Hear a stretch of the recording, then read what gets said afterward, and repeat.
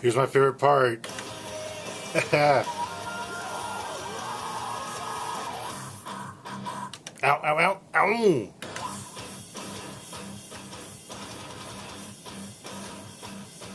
Alright, this is the show where Ohio throws down. Ohio is on fire. I am your host, Daniel Diesel. We are live here at WWSU 106.9 FM studios. It's another lovely Wednesday night. I'm glad you are here listening with me. I appreciate it. And tonight, I got some good things coming on the show tonight. For one, we're continuing the Dayton Indie Music Madness tournament for the 2014 year. Of course, it's the very first year, I guess. But tonight, we start round two. Because last week, I played the second half of round one. You guys voted for your favorites. And now there was a little bit of a controversy. So I'll explain. I guess I never fully explained that when artists... They share the Dayton Indie Music Madness page. They share them through Facebook, which is fine. They don't tell people to click on the link to Dayton Indie Music Madness 2014. And people, I guess, are voting on other pages. It's not the page that I want them to. I was able to sort out a problem for this round. I guess one individual that this affected was Ashley Martin.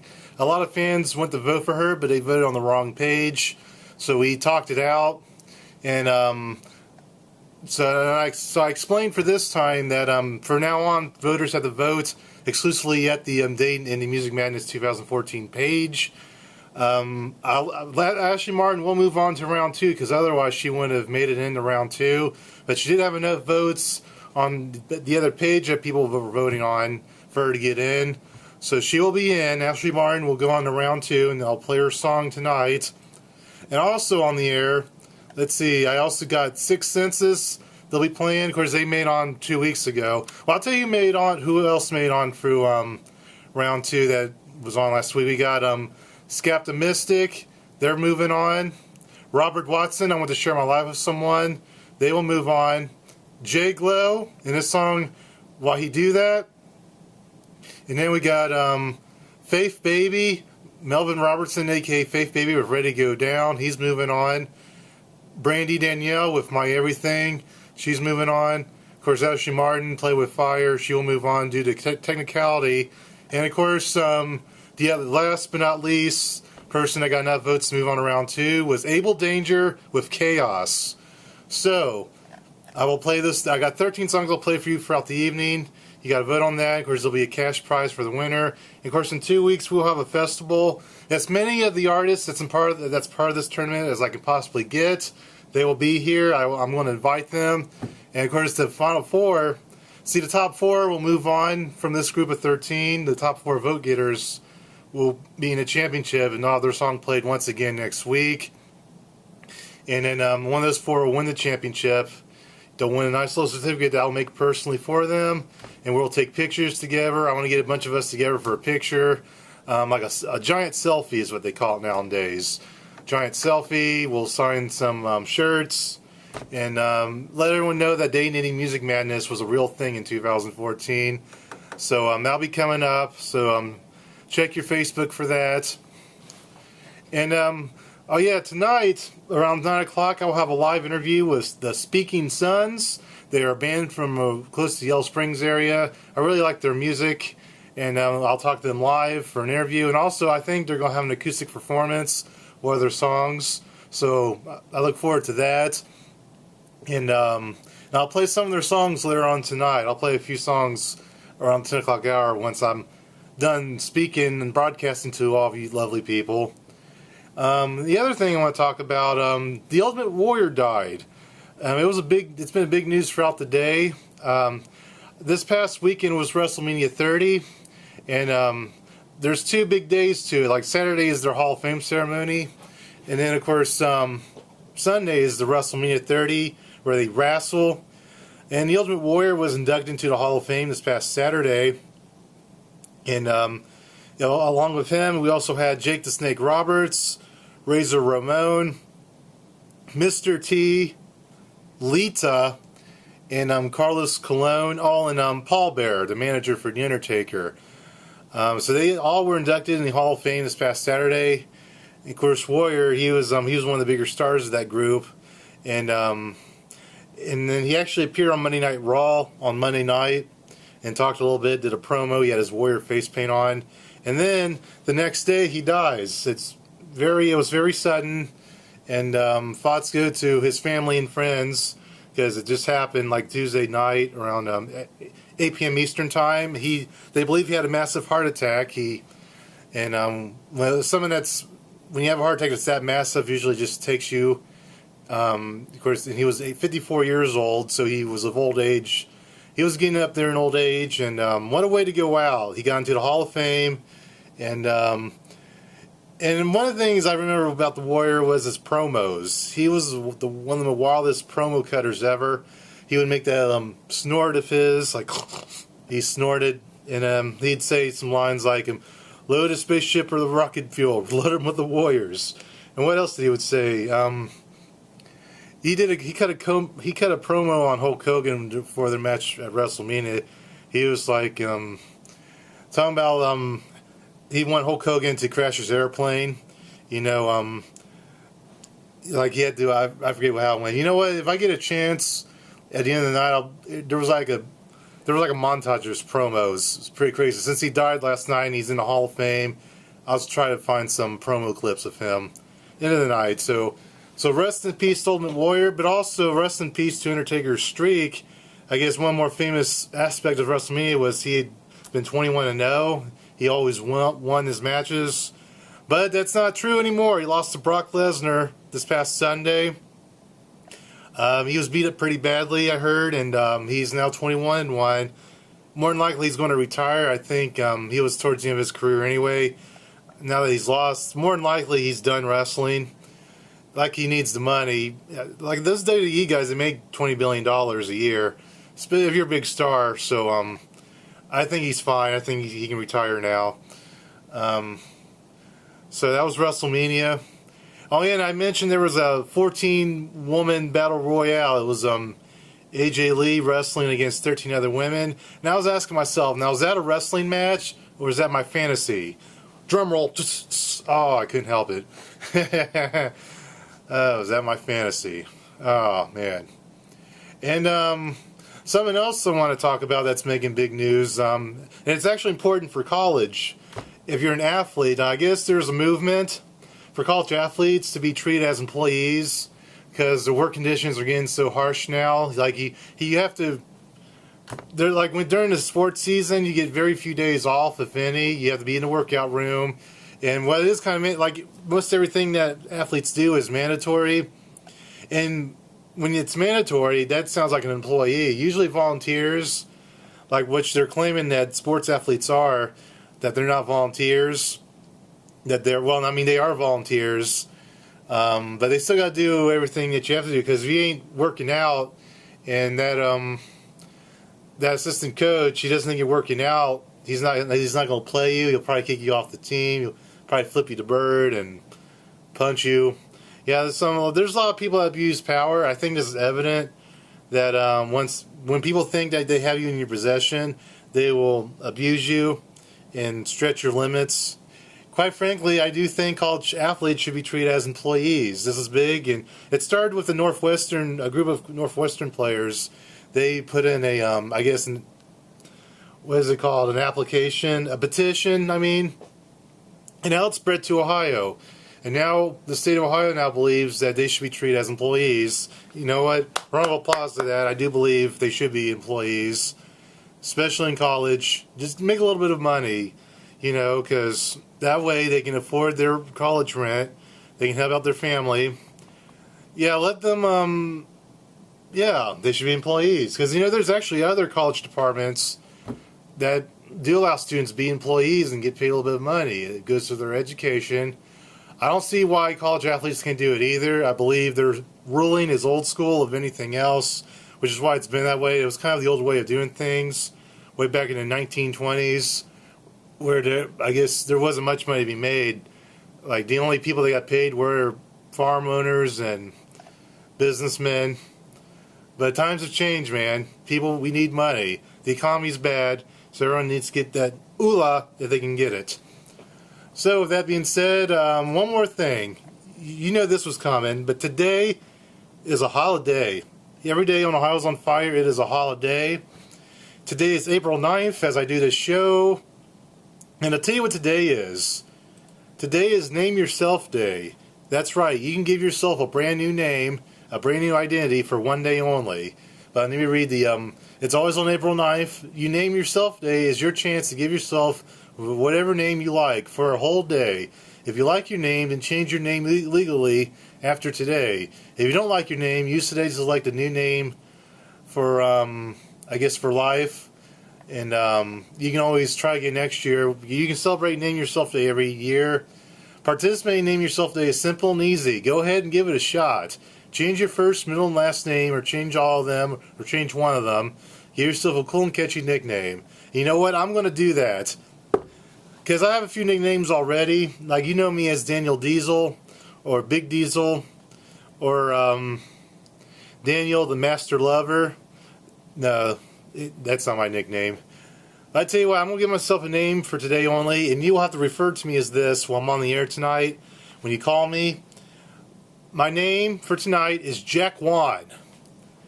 That's right, I am Jack Juan. It is my international alternative personality. And here's what Jack Juan does. He does his karate chops.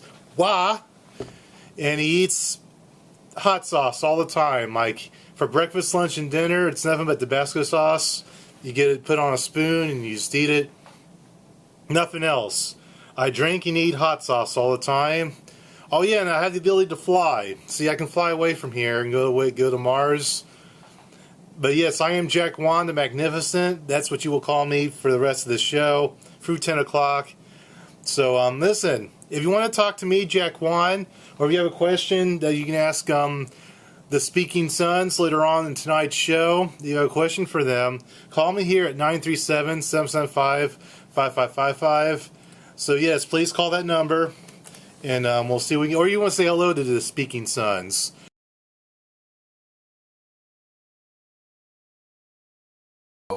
We're WWSU, Dayton's right choice. Town needs an enema.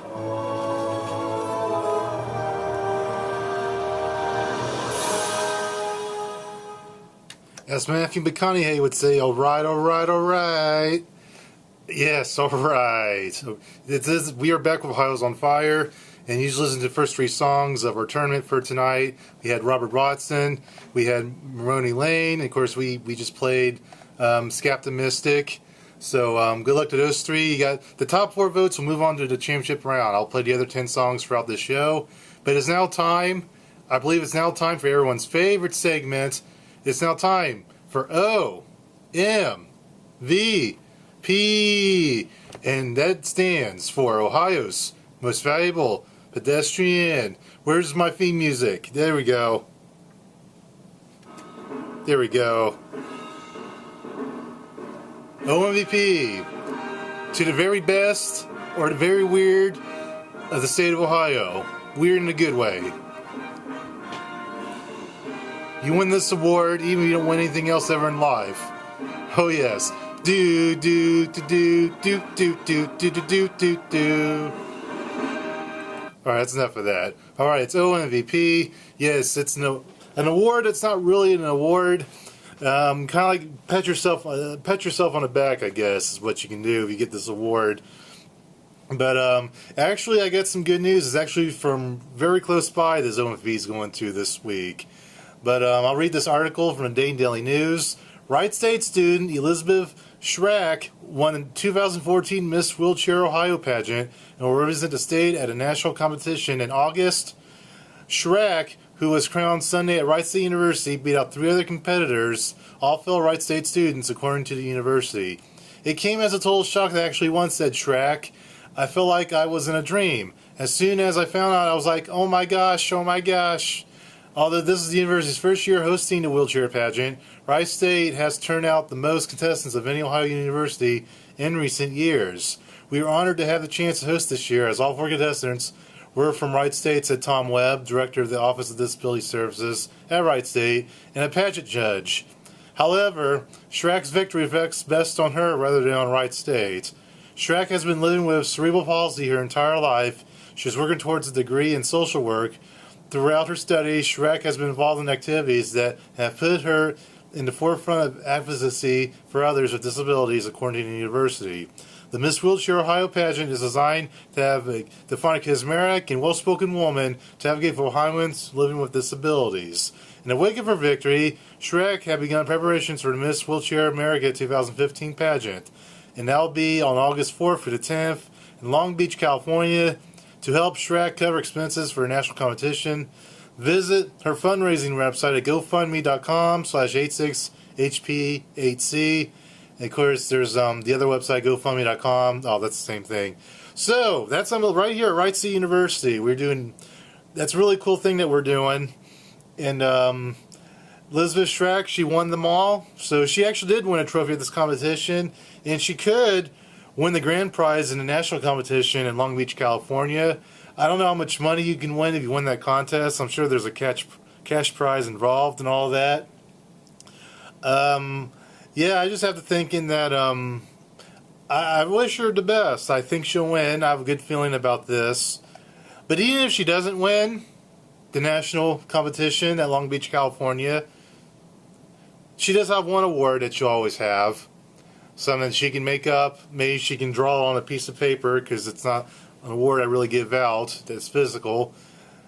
But she can always call herself OMVP. That stands for Ohio's Most Valuable Pedestrians. A good job to you, Elizabeth Shrack. You are the winner. Yes, it's true. What's the? In these pageants they have that generic pageant music. There was a show I watched a long time ago. It was a silly little song. You are Miss Beautiful. Yes, it's true. Yes, it's true. Yeah, I think that's how it went. Anyway, but here's some theme music. Here we go. Once again, OMVP. Maybe I can find some pageant music. Hold on a second. We gotta celebrate.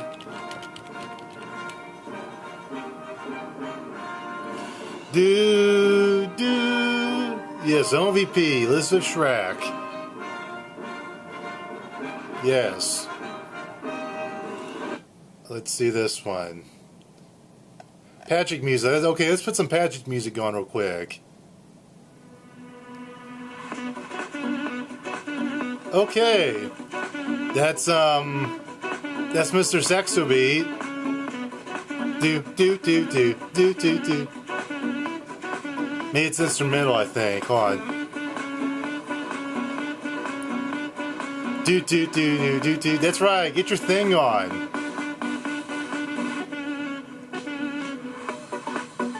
Alright, it's the instrumental to Mr. Saxo Beat, but that's fine. That's for you, Elizabeth Shrack.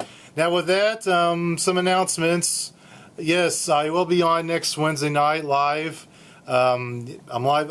I'll tell you, actually I want to announce about my whole season, not just next week. I will do my show next week, and I got a show on April 23rd. And then my season finale will be April 30th. I'll release the spring semester finale. I'm trying to figure out when I'll be on. I can't make the announcement yet because I'm working on a way to officially make myself doing a show once again. It's not official yet, but I have a good feeling it will be. So, but for this show, I'm doing a show next week's April 16th. And then April 23rd will be 2 weeks from now. And then 3 weeks from now will be my spring finale, April 30th.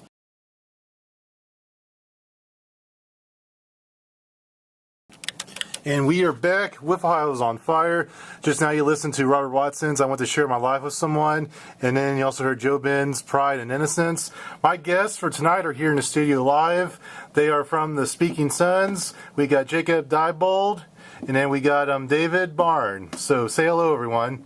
Hello. Hello. Hey, it's David Byrne and Jacob Diebold. Oh man, I said just for clarification. No, you were close. I'm the worst DJ ever. Oh no. Jacob Diebold and David Byrne. Yep. Yes, I got it. All right. There you go. Well, welcome to the show, you guys. Yeah, you guys are an awesome band. I've seen you guys in concert before, so it's my privilege to talk to you. But you have some very interesting music, so hopefully we get a nice conversation on that part. But anyway, what's the story on how you four guys met and become the Speaking Sons? What's the story behind that?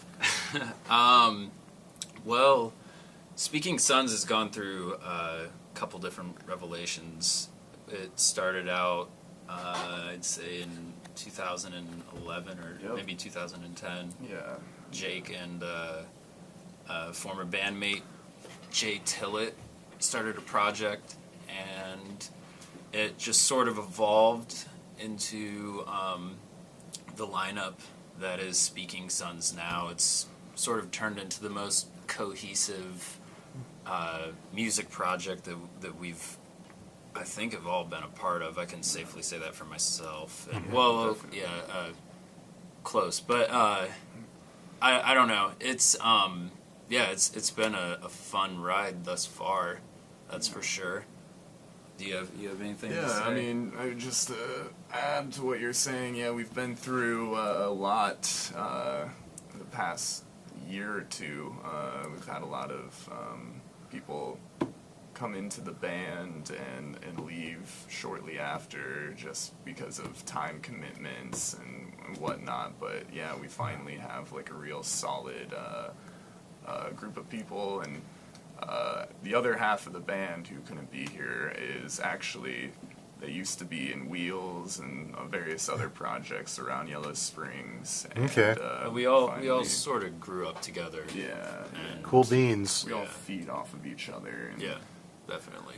Now, having listened to you guys in concert and some of your studio stuff, and in your name, there's a strong sense of astrology in your name, and even the way that your music sounds. So, what I want to know is that, are you guys really into outer space culture? Yeah, I love outer space. Yeah, so do I. Do you believe we're not alone? We're not alone. We couldn't. Oh be. boy. Yeah. What I think proof? we are the aliens. We're the aliens. So you're saying we're the ones that the what we call the aliens. They should be afraid of us, us being afraid of them. Yeah, totally. I mean, I guess I can't speak for the other aliens out there, but I mean, we're definitely a terrifying species. I could say that they're definitely afraid of us. Okay, Yeah. well, they're afraid of Will Smith, that's for sure. Oh yeah. Definitely. Well, then let me ask you this: do you believe in conspiracy theories? Because the alien culture is considered conspiracy theory, since we can't really prove they are real. Like, do you is that something you're deep into, conspiracies? I mean, I wouldn't say I'm deep into it, but I enjoy reading about them, and Yeah, they're fascinating. I think I don't know. I think conspiracy theories in general provide, perhaps they some stretch the are a little far fetched. There's always the what if. They give you they give you the alternative from the main master narrative that we're so used to hearing. Okay. So I don't know. It's a tough question. 9/11 was an inside job. Okay. Just kidding. That's what I wanted to hear. All right. Anyway, now I got to ask you, you guys do perform a lot in your hometown of Yellow Springs and a lot of small towns. I've been there. I've seen a few concerts in that town. But what's the difference in performing in a small, cozy town like Yellow Springs compared to maybe a bigger city like Dayton or Cincinnati? Well, I mean, I think, especially for us, Yellow Springs is total, home. It's everybody there knows us and we know them, and it's always fun. It's like, comparatively, like, we played a show in Chicago last weekend, and, the weekend before that we played in Yellow Springs, and it's just polar opposites, and it's like playing for your family in Yellow Springs, and it's just really awesome. Yeah, in comparison, your hometown is always going to be a little bit more receptive as to, a fresh city. And I think it's Yellow Springs too. It's a very open, very accepting place. It's a great place to be. Okay, absolutely. Now, just recently, you guys launched a Kickstarter. Now, what is your Kickstarter all about?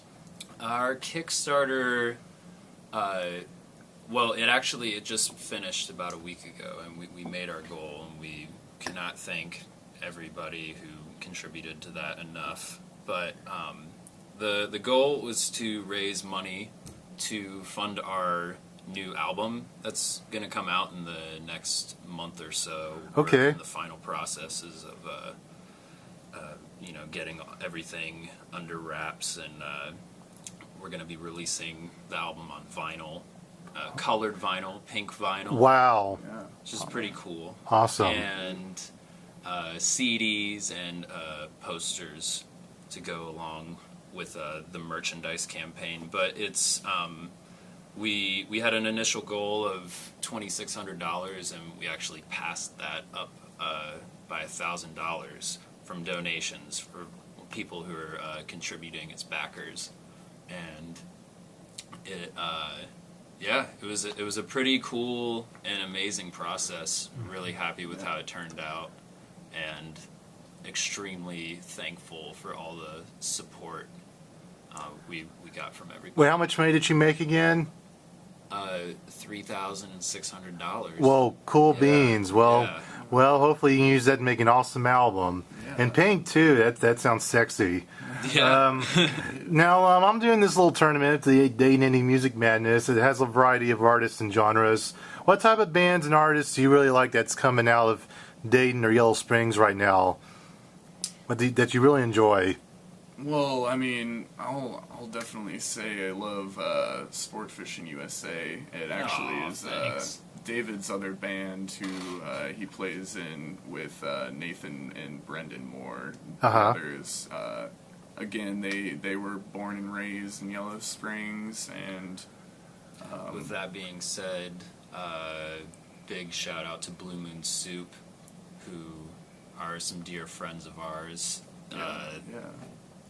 Please check them out if you haven't. They're like a folk bluegrass, newgrass genre, and Kind of like Great Lakes swimmers and a little more bluegrassy. yeah, they're blowing up right now. They just got back from Colorado about a month or two ago, and Okay. yeah, they're a really good band. Aside from that, I'm a big is it Man Ray or Mana Ray? Man Ray. Yeah. King Elk.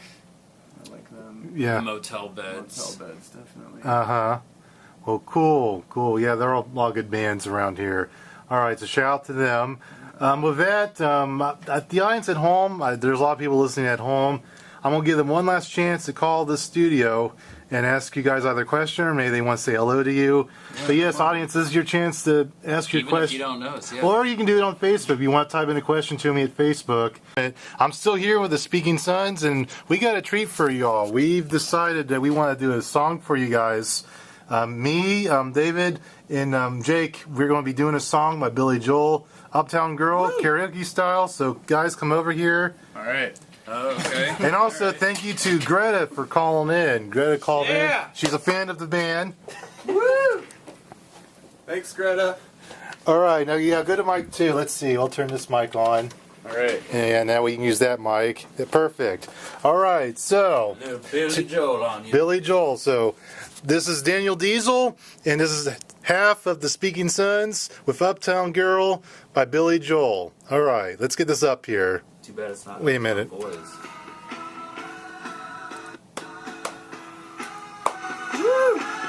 Yeah. Uptown Girl, she's been living in an uptown world. I bet she never had a backstreet guy. Bet your mama never told her why. I was trying to. Uptown. I'm sorry. There we go. Anyone hot man? I'm looking for a downtown man. That's what I am. And when she knows what she wants from her tight, and when she wakes up and makes up her mind, She'll see that I'm not so tough just because I'm in love with an uptown girl. You know I've seen her in the uptown world. She's getting tired of her high-class toys. And now the presents from her uptown boys. She's got a choice. Watch out. Oh. Only a Wright State. Oh. I'm a man. Uptown girl. You know I can't afford to buy her pearls. Can't buy those Maybe pearls. someday when my shit comes in. When it comes You in, understand what kind of guy I've been. I've And been then I'll win. win. And when She's walking, she's gonna look so fine. So fine, Taken. And when She says, she's talking, she's mine. you say Can't see that her. she'll mine. There we go. Say She's that I'm tough. so tough. Just because Just I'm in because love with the I'm uptown in love with an uptown girl. She's been living in a white bread world. As long as anyone with hot blood can. Now she's looking for a downtown man. Alright, this is where they dance. That's what I am. We're doing the dance. Yeah, they do that. Have you seen the video? They break dance. Well, we won't do that. I've never heard this. Whoa, David's whoa, doing it whoa. right now. Oh, here we go. Here. He's break dancing. Oh, I'm getting down. Oh my. Oh. I love it. Holy shit. I can't believe I can bend that way. My uptown girl. No. With an uptown girl. My uptown girl. Alright, that's good. Yeah. Alright, that's good. It's okay. I was just getting into it. That's fine. Alright, that was our performance. Talking about the mushrooms. All right, that was the Speaking Sons and Daniel Diesel of Uptown Girl. So that was for you, Greta, and all the fans of the Speaking Sons. All right, pat ourselves on the back, yay. Okay, maybe all right, our marks are back on. Now, with that, I got a few more questions for you guys since you guys are here. Let's see here. Intense. That was good. Yeah, karaoke. See, people say that karaoke's simple. That can be more scary than performing a karaoke song. So it's very underrated. Yeah. But so what tour dates do you guys have coming up this spring and summer? When can we see you guys? Well, we have 2 shows this weekend. We're playing in Columbus at Double Happiness with an artist called Nother Friends, and he's kind of blowing up. He's been touring for like the last 5 years straight, and he's an hip hop like looping sort of artist. So that should be awesome. And he's also coming out to Yellow Springs. We're throwing a little DIY party concert in Yellow Springs. Got flyers up all over online on our Facebook. So those are the 2 most recent, 2 upcoming ones. But what else do we have? yeah, aside from this Okay. weekend, we have essentially like a show booked like every weekend until around June, and then Okay. June is when we're gonna embark on our tour, which will sort of be a tri-state Okay. type tour. So we're gonna just hit all the states surrounding Ohio and focus on Ohio is the main point. But local shows during our tour, I think really the only local one, well, yeah, so we're going to be playing Blind Bob's June 6th or 7th, whichever Thursday that is. So we're going to start off the tour at Blind Bob's in Dayton, and then we're also going to be playing Yellow Springs Street Fair this year, Okay. which is June 14th. Awesome. Okay. Yeah, so those are the local shows you can catch us at. Okay. All right, and then I'll plug some of your websites. You can catch Speaking Sons at Facebook, their Facebook page. You can search them. Of course, you got speakingsons.bandcamp.com. You listen to some of their songs there. That And is an old album. are any of their websites that you guys are currently working on? Because I do these Google searches, a lot of these bands. Yeah. Like any other websites? We have SpeakingSons.com is really our only, and we have It's under Bandcamp. construction, and then we also have SpeakingSons.bandcamp.com. yeah. But you can also get our music on Spotify and iTunes right now. And So we're Spotify and iTunes. Well, there you go. that's Well, what it's about, the music. Yeah. Check it out.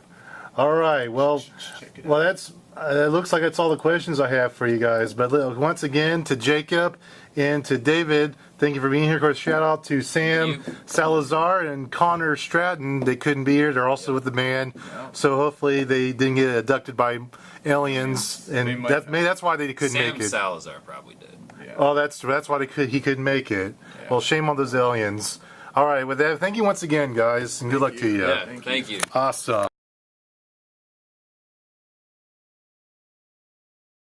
So 3 more episodes after tonight, so stay tuned for those. And now it's time for tonight's final message. I want to talk to you about my experience at Gym City Comic Con this past Saturday. And I had a blast. Going to that convention was probably the happiest I've been in a long time. It reminds me of when I used to go to Kings Island when I was a little boy.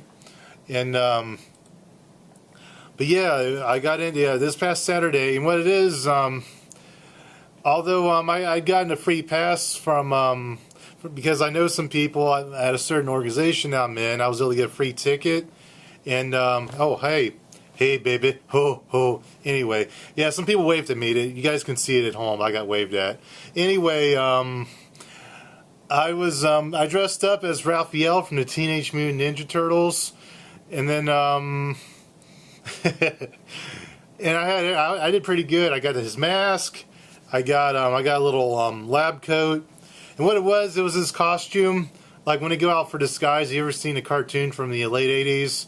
And even in the movie, Raphael, he puts on his little trench coat and to try to disguise himself, and so that's who I was. I even had some toy weapons. I had the toy weapons go along with the outfit, and I did some cool things. I actually filmed my experience, which I'll try to get on YouTube sometime in the near future. But I dressed that way because the featured guest for the weekend was Kevin Eastman. He is the creator of the Teenage Mutant Ninja Turtles. But anyway, I'll get to that in a minute because I went to his Q&A. But there were a lot of booths. I see these things at home, like these conventions, and I just assume that it's easy to get to. But you have no idea when you physically do it. It just blows your mind away. Like I didn't know where to begin. There was probably at least 20 different tables that had comic books and special guest artists, people that write and do artwork. I saw Laura Ness in person.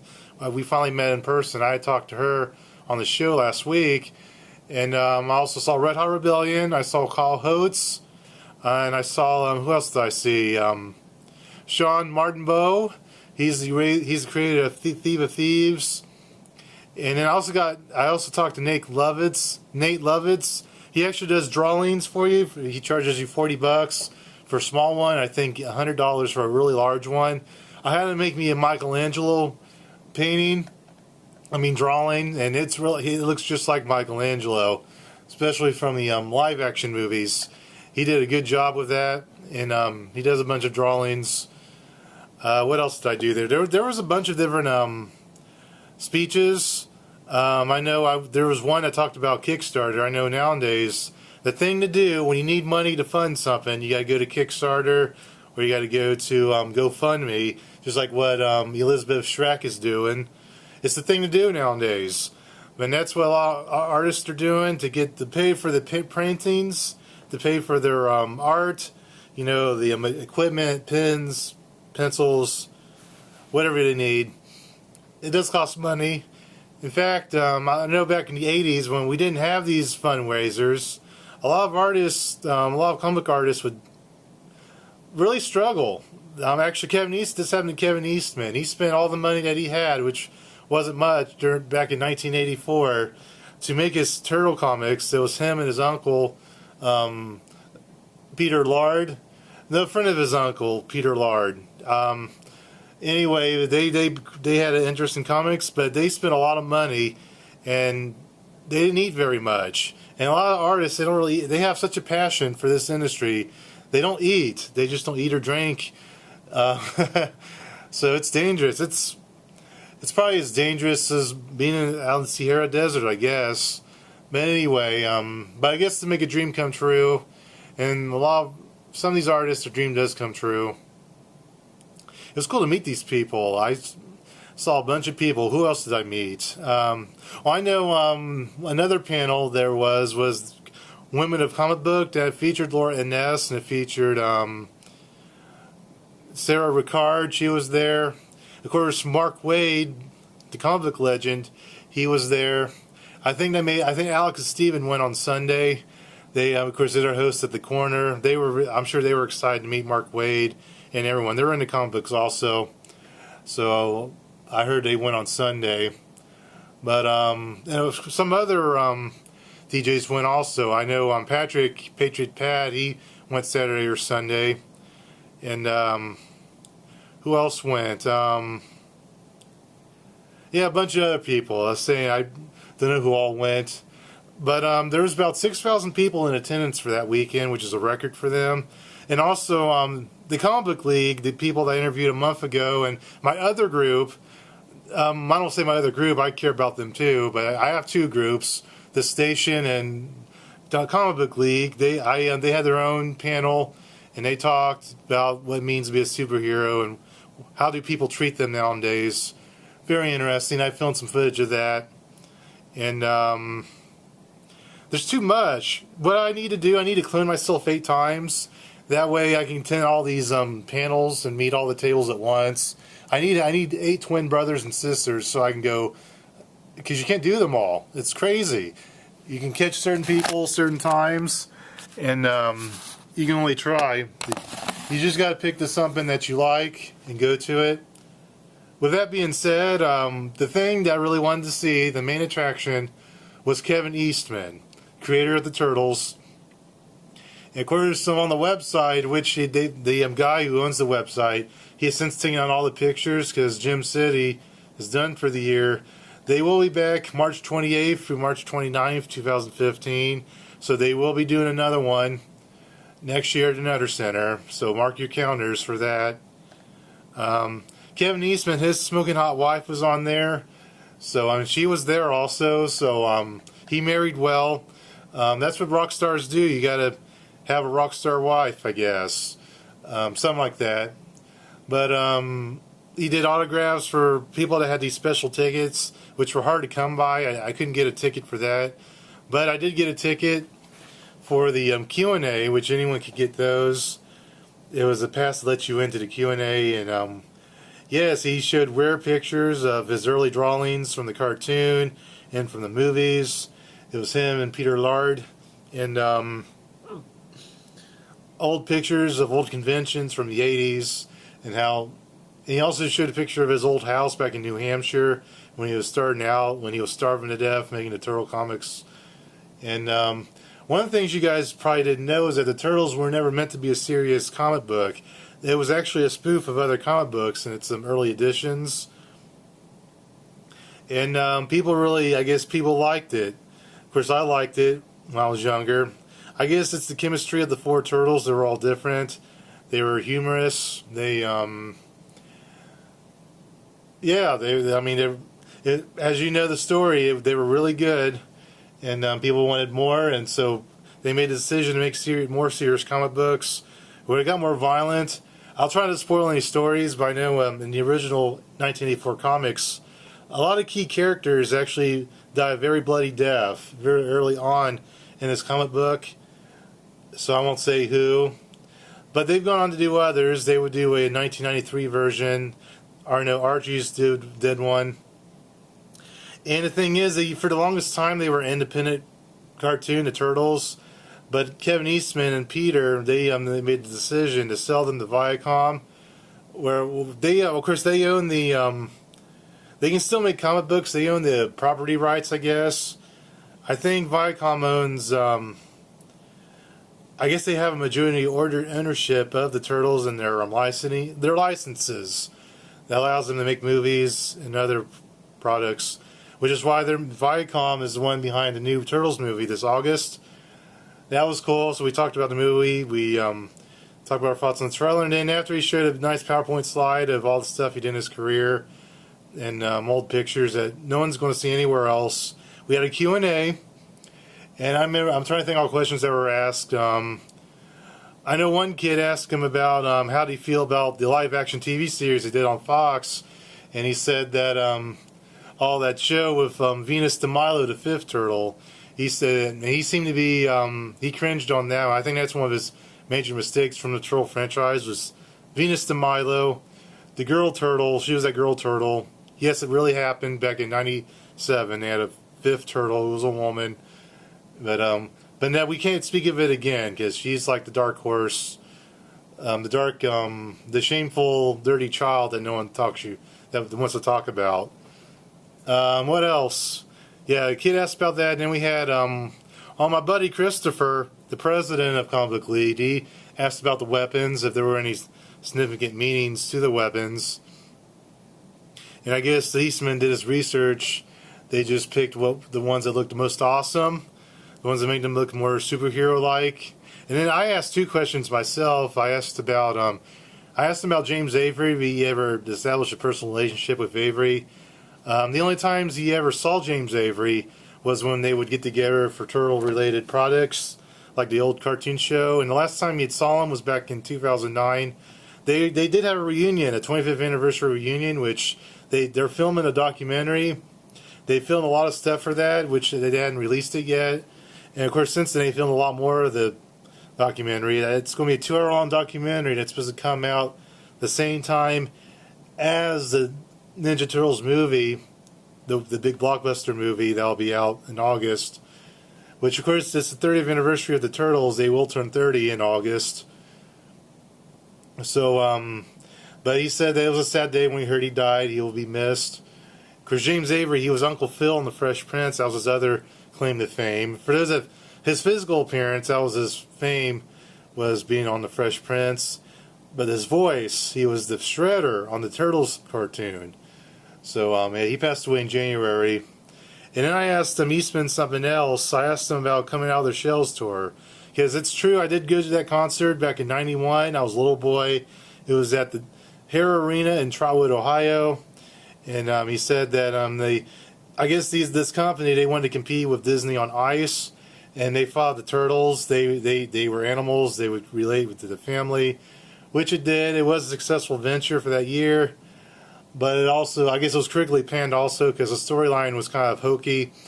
It was so hokey it went against even past Turtle storylines. And they decided they did break even, like they made some money, but it wasn't enough that they felt like they could continue on. Because one of the things is that I think a few years later they did the Teenage Mutant Ninja Turtles 3 movie, which was awful. Worst movie ever. And kids, if you haven't seen that movie, I guess you could watch it, but you're not going to like it. It's boring, and the jokes are stupid. And I remember I hated it when I was a boy, and I watched it at theaters. It was just lame. It was lame. They were trying to cater to the parents that were upset at the violence and vulgarity that was in the first two movies. So that's why the third movie was like that. And then right after that third movie, they lost all their popularity. And they weren't greatly profitable as they once were. Of course, their cartoon series had to come to an end in '94 because of it. They lost a lot of their ratings. But that was the past. All good superheroes make a comeback. And they